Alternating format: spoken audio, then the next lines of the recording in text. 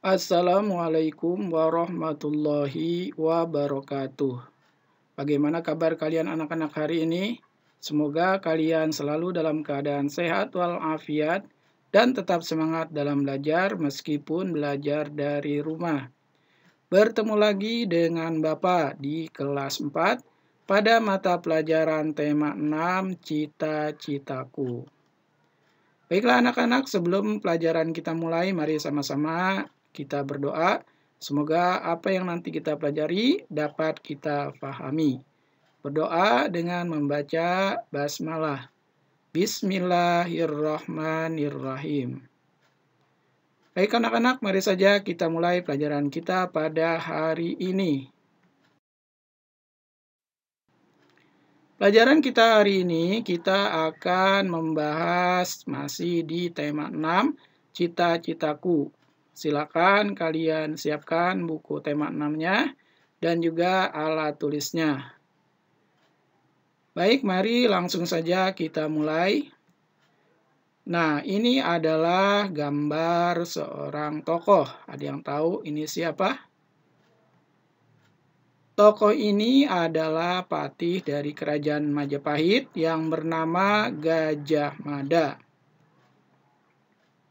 Patih Gajah Mada merupakan seorang tokoh besar yang mempunyai cita-cita sangat besar, yaitu mempersatukan pulau-pulau dan kerajaan-kerajaan yang ada saat itu menjadi satu, yaitu Nusantara. Nah, ini adalah seorang tokoh dari kerajaan Majapahit yang mempunyai cita-cita sangat besar, ingin mempersatukan wilayah-wilayah menjadi satu, yaitu Nusantara. Baik, mari saja untuk lebih lengkapnya kita akan jelaskan bagaimana cita-cita dan asal-usul Patih Gajah Mada ini. Ayo kita mulai mengamati dan juga mencari tahu apa dan bagaimana perjalanan dari patih kerajaan Majapahit ini yang bernama Gajah Mada. Silakan kalian buka buku tema 6 kalian halaman 85. Di halaman 85 ada sebuah teks bacaan yang berjudul Cita-cita Besar Patih Gajah Mada. Mari sama-sama kita baca dan kita simak bacaan berikut. Bismillahirrahmanirrahim. Cita-cita besar Patih Gajah Mada. Gajah Mada diperkirakan lahir pada awal abad ke-14 di lembah Sungai Brantas di antara Gunung Kawi dan Gunung Arjuna. Ia berasal dari kalangan rakyat biasa, bukan dari kalangan keluarga kaya ataupun bangsawan. Sejak kecil, dia memiliki bakat kepemimpinan yang sangat kuat, melebihi orang-orang sebaya di masanya. Konon, dia terus menempa dirinya agar dapat masuk ke lingkungan pasukan kerajaan. Gajah Mada yang memiliki arti gajah yang cerdas, tangkas, dan energik. Memulai pekerjaannya sebagai anggota prajurit Bayangkara. Karena kemampuannya, ia pun diangkat menjadi kepala prajurit Bayangkara dengan tugas memimpin pasukan pengaman dan pengawal raja. Pengabdian Gajah Mada pada kerajaan dimulai pada masa pemerintahan Raja Jayanegara sekitar tahun 1309 sampai 1328. Berkat kerja keras dan kepemimpinannya yang hebat, Gajah Mada menjadi seorang patih kerajaan Majapahit pada masa pemerintahan Ratu Tribhuwana Tunggadewi Jaya Wisnuwardani. Pada saat hendak dilantik menjadi patih Gajah Mada, membuat janji yang sangat terkenal hingga kini. Sebuah ikrar atau janji yang dikenal dengan nama Sumpah Palapa. Ia berjanji tidak ingin menikmati buah palapa kecuali dapat mempersatukan daerah-daerah seperti Seram, Tanjung Pura, Haru, Pahang atau Semenanjung, Dampak, Bali, Sunda, Palembang, Tumasik atau Singapura. Janji atau ikrar yang diupayakan untuk terwujud dengan menyatukan wilayah tersebut menjadi wilayah Nusantara. Saat itu, wilayah Nusantara lebih luas dari wilayah negara Indonesia saat ini. Saat itu, wilayah Nusantara meliputi seluruh Semenanjung Malaya atau Malaysia dan Singapura, Sumatera, Jawa, Kalimantan, Sulawesi, Sunda Kecil, Bali, Maluku, Papua, hingga wilayah Darwin atau Australia. Nah, itulah perjalanan karir dari Patih Gajah Mada. Kita dapat ambil pelajaran dari seorang patih ini, yaitu dengan mengambil sikap dan sifatnya, yaitu bekerja keras, pantang menyerah. Jadi yang namanya untuk mencapai keberhasilan atau sebuah cita-cita diperlukan kerja keras dan juga pantang menyerah. Itu yang harus kita lakukan dalam hidup kita. Jadi sebagai seorang pelajar, kita harus rajin belajar, sungguh-sungguh dalam belajar, jangan malas belajar.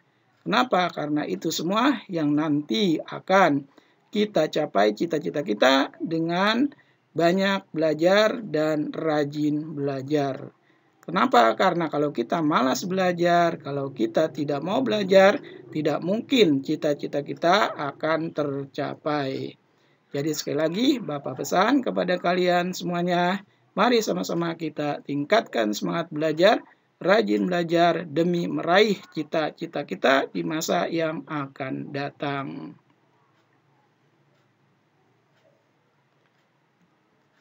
Selanjutnya, kalian lihat pada halaman 86. Di halaman 86 buku tema 6 kalian. Di situ ada peta pikiran. Ya, peta pikiran dari bacaan yang telah tadi kita baca dan kita simak bersama. Mari sama-sama kita lengkapi peta pikiran berikut. Ada seorang tokoh yaitu Gajah Mada. Nah, kita akan membuat peta pikiran dari Patih Gajah Mada ini. Yang pertama, asal-usul. Dari mana asal-usul Patih Gajah Mada? Sesuai bacaan yang telah kita baca tadi, bahwa asal-usul Gajah Mada adalah diperkirakan lahir pada awal abad ke-14 di lembah Sungai Brantas di antara Sungai Kawi dan Gunung Kawi dan Gunung Arjuna. Ia berasal dari kalangan rakyat biasa, bukan dari kalangan keluarga kaya ataupun bangsawan. Nah, itu asal-usul dari Gajah Mada. Selanjutnya, perjalanan karir. Apa sih perjalanan karir? Perjalanan karir itu adalah asal mula dia dari bawah menuju keberhasilan. Ya, yaitu Gajah Mada awalnya sebagai anggota prajurit Bayangkara. Kemudian menjadi kepala prajurit Bayangkara, memimpin pasukan pengaman dan pengawal raja. Kemudian menjadi patih kerajaan Majapahit. Nah, tentunya perjalanan ini dibutuhkan kerja keras dan semangat pantang menyerah. Selanjutnya, cita-cita. Apa cita-cita Gajah Mada? Gajah Mada ingin menyatukan daerah-daerah menjadi wilayah Nusantara. Sikap dan nilai yang ada pada diri Gajah Mada adalah berani, tegas, bertanggung jawab, dan kerja keras. Nah, inilah sikap dan nilai yang harus kita contoh dalam kehidupan kita sehari-hari, apalagi kita sebagai seorang pelajar. Harus berani, tegas, bertanggung jawab, dan kerja keras. Itulah peta pikiran yang dapat kita ambil dari teks bacaan yang telah kita baca tadi. Silakan boleh kalian tulis pada buku tema kalian di halaman 86, yaitu Peta Pikiran dari tokoh Patih Gajah Mada.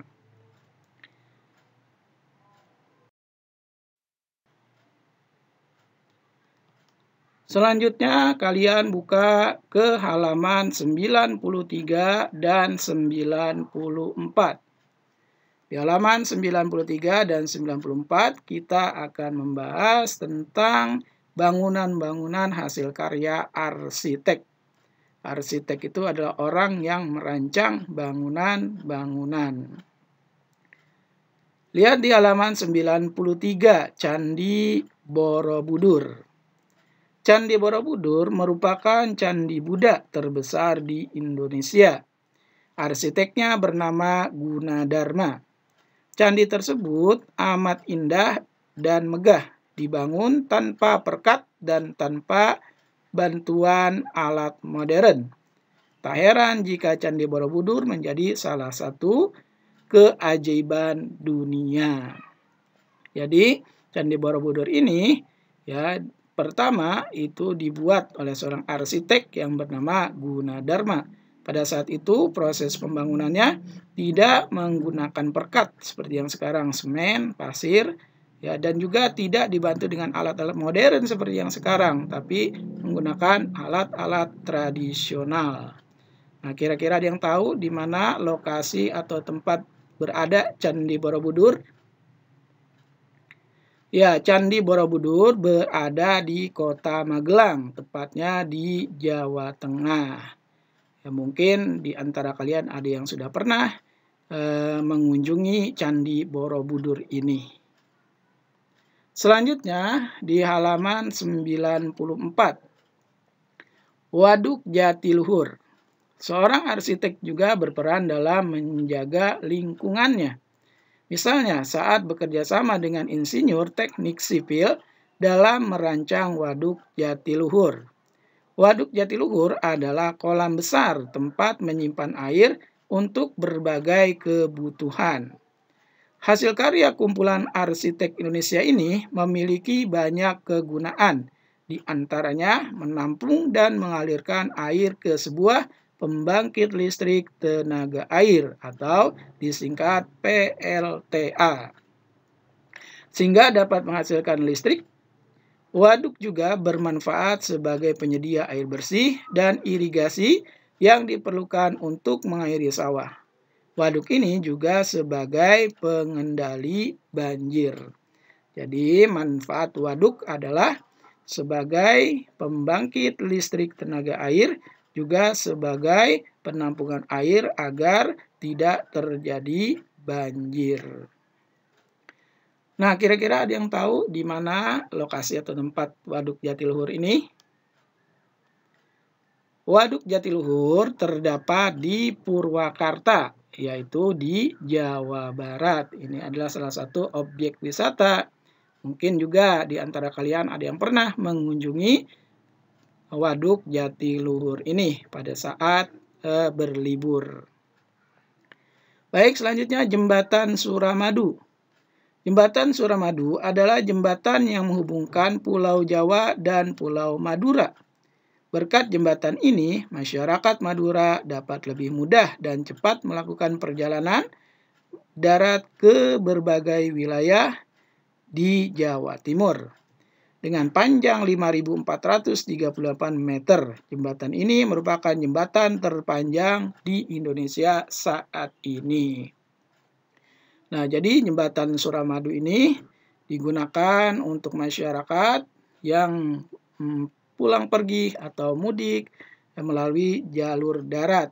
Dengan adanya jembatan Suramadu ini mempermudah untuk transportasi darat, yaitu dari Jawa ke Madura, yang tadinya sebelum ada jembatan ini, jarak tempuh dari Jawa ke Madura cukup lama, membutuhkan waktu yang lama.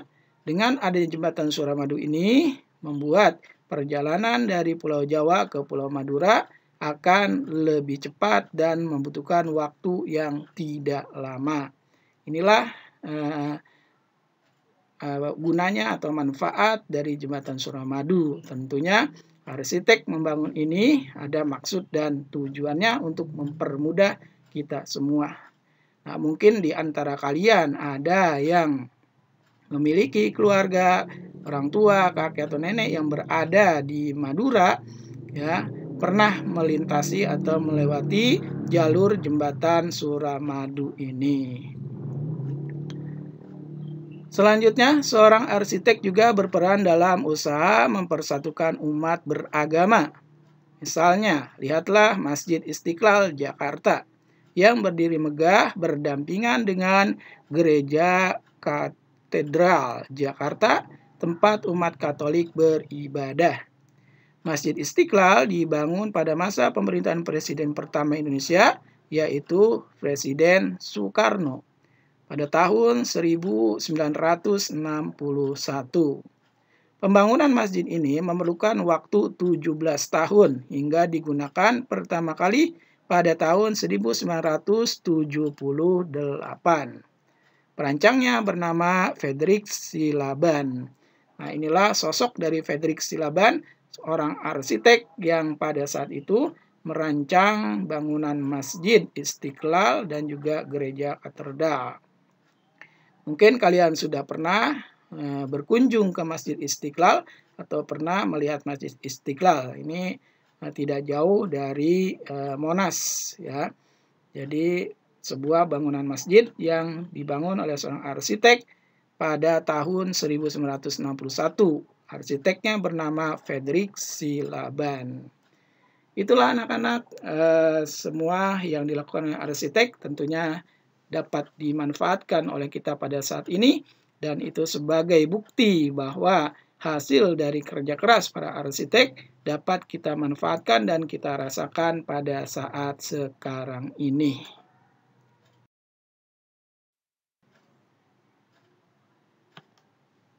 Selanjutnya kalian buka buku tema 6-nya halaman 99.